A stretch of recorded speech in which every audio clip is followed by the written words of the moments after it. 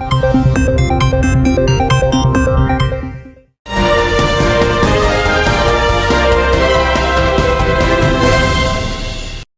इसी के साथ मैं आपसे एक रिक्वेस्ट करना चाहूँगा, एडीपी टीवी न्यूज़ की जो है राजनीतिक, सामाजिक, धार्मिक किसी भी तरह की कोई भी खबरें आप चलवाना चाहते हैं तो हमारे जो है एडीपी टीवी न्यूज़ के नंबर पर आप संपर्क कीजिए और चैनल को लाइक और सब्सक्राइब कीजिए, जिससे कि जो है कि हमारे चैनल की जो है जो पल पल की अपडेट्स आपको मिलता रहे और जो है हम लोग आपकी बातों को जो आप परेशान हैं, किसी भी तरीके से कोई भी दिक्कत हो, उन दिक्कतों को हम जो शासन प्रशासन तक आपको पहुंचाते रहेंगे, जिससे कि जो आपकी समस्याओं का समाधान।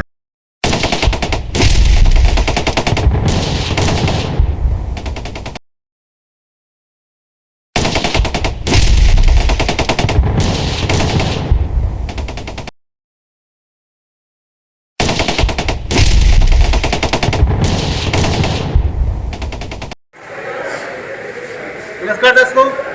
आप देख रहे हैं एडीपी टीवी न्यूज़ और आज हम हैं नजफगढ़ के सैनिक धर्मशाला है और यहाँ पर एक कार्यक्रम आयोजित किया गया था और ये जो कार्यक्रम था ये राजनीतिक प्रोग्राम था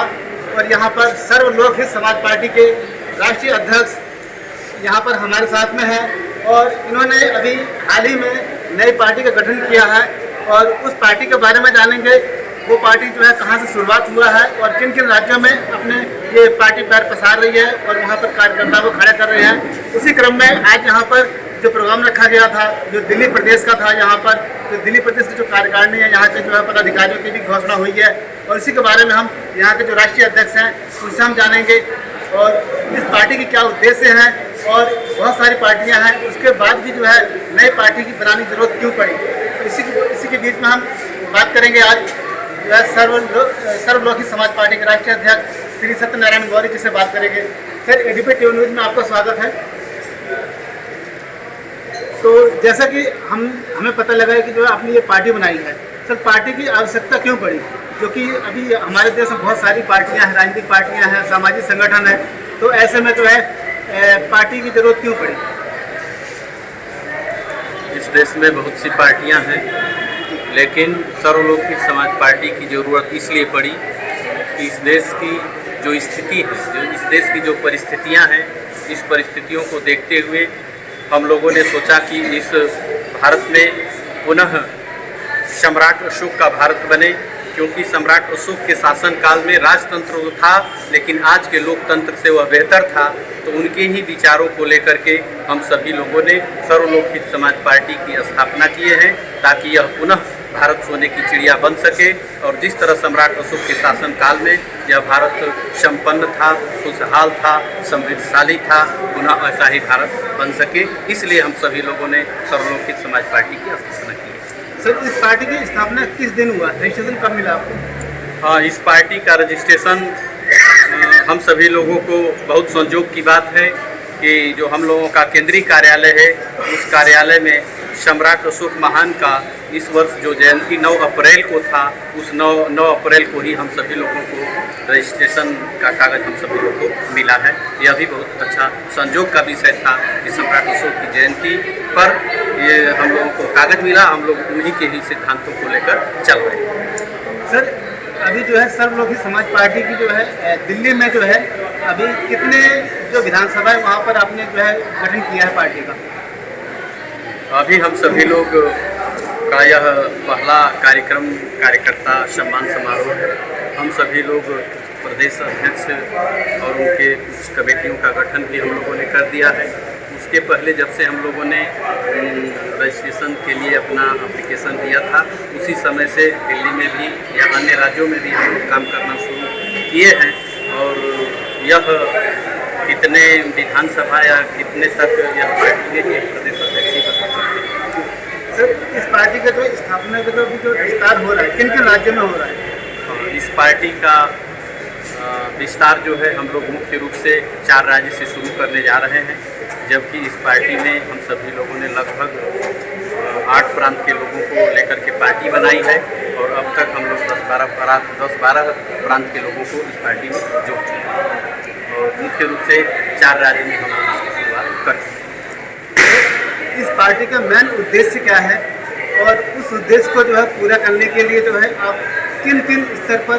और उसको उद्देश्य की पूर्ति के लिए आप किस तरह से मेहनत कर रहे हैं? हम लोग जो उद्देश्य है कि पुनः इस भारत को सम्राट अशोक के शासनकाल का हम लोग भारत बनाएं, इसके लिए हम सभी लोगों ने यह प्रयास कर रहे हैं और हर जगह हम लोगों के जो भी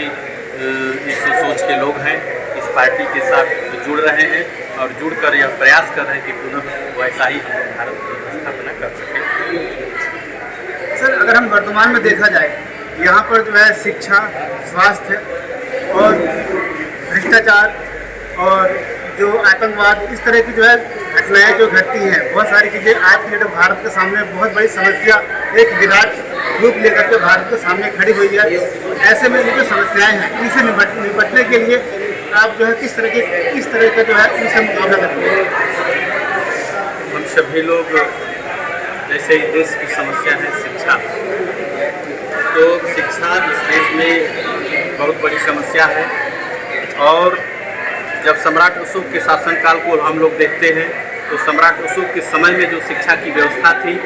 कि उस समय पूरा दुनिया के लोग इस देश में शिक्षा के लिए आते थे और शिक्षा प्राप्त करते थे। तो हम लोग चाहते हैं कि पुनः इस भारत में समान शिक्षा लागू हो और सभी लोगों को समान शिक्षा मिले ताकि सभी लोगों का तरक्की हो सके। इसलिए हम लोग चाहते हैं कि समान शिक्षा लागू हो। और जहाँ तक इस देश के अंदर आतंकवाद, भ्रष्टाचार जो चल रहा है, यह जो है सम्राट अशोक के ज़माने में हम लोग इतिहास पढ़ते हैं कि घरों में ताले नहीं लगते थे, अर्थात लोगों का जो विचार था वह जो है सम्राट अशोक और भगवान बुद्ध के विचार से प्रभावित था। तो हम लोग चाहते हैं कि पुनः भारत के लोगों को वैसे ही विचार से प्रभावित करें ताकि हर लोग इस जो दुर्व्यवस्था इस देश में चल रही है पुनः वैसे ही सोच के लोग हों और ताकि हम लोग पुनः समृद्धशाली और खुशहाल इस भारत को बना सकें। तो वैसे ही विचार हम लोग जब पैदा करेंगे तो अपने आप ही सब समाप्त हो जाएगा। सम्राट अशोक का सोच ही ऐसा था, तो ऐसा ही हम लोग चाहते हैं और जिस दिन यह सोच इस भारत में पैदा हो जाएगा यह सब समस्याएं समाप्त हो जाएगी। सर, वर्तमान समय में शिक्षा जो है, चाहे वो मेडिकल की पढ़ाई हो, इंजीनियरिंग की हो, या जो इस तरह प्रोफेशनल जो कोर्सेज हैं जो बच्चे करते हैं, आज की डेट में जो बहुत ही महंगा हो चुका है। और अभी जो है सरकार के द्वारा जो है एजुकेशन की जो बुक्स है उस पर भी GST लगाया गया है, इसके बारे में आपका क्या कहना है? हमारा यह कहना है कि सम्राट अशोक के समय में शिक्षा फ्री थी और हम लोग भी चाहते हैं कि यहाँ शिक्षा को फ्री किया जाए ताकि एक गरीब से गरीब व्यक्ति को भी शिक्षा का अवसर मिल सके और इस देश में वह तरक्की कर सके और इस देश का एक अच्छा इंसान बन करके इस देश का सेवा कर सके। इसलिए शिक्षा को एकदम फ्री होना चाहिए और सबके लिए होना चाहिए। और सर, स्वास्थ्य को लेकर के अगर हम बात करें तो है जो है स्वास्थ्य की एक बहुत बड़ी समस्या है। शहरों में कम है लेकिन जो ग्रामीण क्षेत्र है वहाँ आज भी जो है पूरे जिले में देख लिया जाए तो वहाँ पे एक या इक्का दुक्का अस्पताल मिलता है और वहाँ पर जो है आज भी जो है बहुत सारी चीज़ें समस्याएं आती हैं और शिक्षा स्वास्थ्य को लेकर के जो है और कभी कभी जो है ऐसी भी कंडीशन होती है कि जो है जो मरीज होता है अस्पताल पहुँचने से पहले ही जो रास्ते में दम तोड़ देता है। जहाँ तक स्वास्थ्य का सवाल है,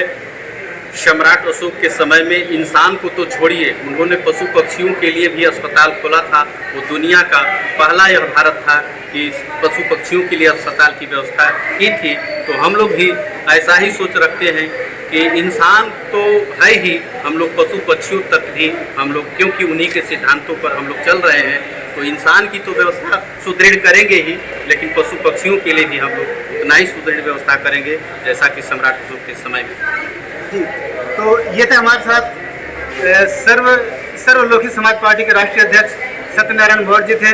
इन्होंने जो है पार्टी की स्थापना की जरूरत क्यों पड़ी और पार्टी का उद्देश्य क्या है और किस तरह से ये जो है दिल्ली प्रदेश और जो अन्य जो राज्य हैं वहाँ पर पार्टी किस तरह से अपना विस्तार करेगी और आने वाले चुनाव में ये देखना होगा कि जो है ये पार्टी जो है अपना किस तरह से अपना जो है योगदान देगी और किस तरह से जो है चुनाव में लड़ करके अपनी जो है जो समाज की भागीदारी और समाज के लेकर के जो चल रहे हैं उसका जो है ये समाज में जो है समाज इन्हें कितना सहयोग करेगा और ये अपना जो उद्देश्य समाज में किस तरह से और कहाँ तक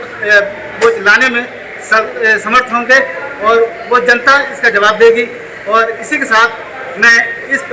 पार्टी के जो दिल्ली प्रदेश के हैं अध्यक्ष, उनसे भी हम बात करेंगे और जो कोषाध्यक्ष और भी जो पदाधिकारी हैं उन लोगों से भी हम बात करेंगे और पार्टी की क्या विस्तार के लिए किस तरह से किया जा रहा है उसके बारे में हम जानकारी करेंगे।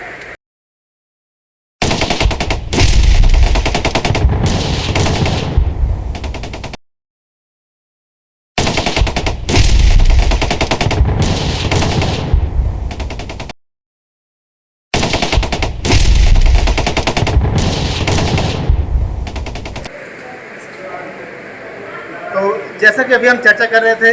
कि सर्वलोकी समाज पार्टी का जो है दिल्ली प्रदेश में अभी उसका किस तरह से विस्तार किया जाएगा, इसी कड़ी में जो दिल्ली प्रदेश के अध्यक्ष हैं उनसे हम बात करेंगे और इन्होंने जो है दिल्ली प्रदेश में पार्टी के विस्तार के लिए क्या रूपरेखा तैयार कर रखी है। सर अपना नाम बताएं। मेरा नाम डॉक्टर वीरेंद्र कुमार वर्मा है जी। और हम लोगों ने यह सोचा है कि अपनी पार्टी का जो मुख्य विचारधारा है, जो सम्राट अशोक महान की नीतियां हैं, जो लोक कल्याणकारी समतावादी जो उनका विचारधारा था, जिस मार्ग पर चलकर यह देश कभी सोने की चिड़िया कहलाती थी, कभी विश्व गुरु कहलाता था, तो हम लोग उन्हीं सम्राट अशोक महान के पद चिन्हों पर चलने के लिए आज संकल्पित हैं और जन जन के बीच हम लोग जाएंगे और सम्राट अशोक महान की आइडियोलॉजी को लोगों के बीच में बताएंगे कि वह बेशक प्रजातंत्र था, बट आज के राजतंत्र से कहीं वो बेटर था। इंसान को क्या, पशु पक्षियों तक प्राणी हिंसा भी नहीं थी। सब लोग कहते हैं कि बाघ और बकरी एक घाट पर पानी पीते थे और उसी काल को स्वर्णिम काल कहते हैं। तो मनाना है तो हमें उसी मार्ग को धारण भी करना होगा। इन्हीं बात को हम लोग जनता के बीच में जाकर समझाएंगे कि यह समतावादी और लोक कल्याणकारी नीतियों पर चलने वाली देश की पहली ऐसी पार्टी है जो जाति पाति मत मजहब से ऊपर उठकर विचारधारा की पार्टी होगी। और जनता के बीच में जब हम लोग जा रहे हैं तो वहाँ हम लोग को भरपूर समर्थन मिल रहा है और हम लोग उसी का लाभ हमें अवश्य मिलेगा, क्योंकि दिल्ली का आज प्रत्येक क्षेत्र अभी रजिस्ट्रेशन हुए बहुत मामूली दिन हुआ है। और सबसे तो बड़ी खुशी की बात यह है कि जो इस पार्टी का नाम है सर्व लोकहित, जो शब्द है यह सम्राट अशोक महान का दिया हुआ शब्द है। और जिस दिन उनका जयंती था 9 अप्रैल 2022 को, उसी दिन इस पार्टी का रजिस्ट्रेशन हुआ। तो यह संयोग भी हम लोगों के साथ अच्छा जुड़ता जा रहा है और इसीलिए हम लोग कामयाब होते जा रहे हैं। और दिल्ली का आज प्रत्येक जिला, प्रत्येक विधानसभा, प्रत्येक वार्ड, हर जगह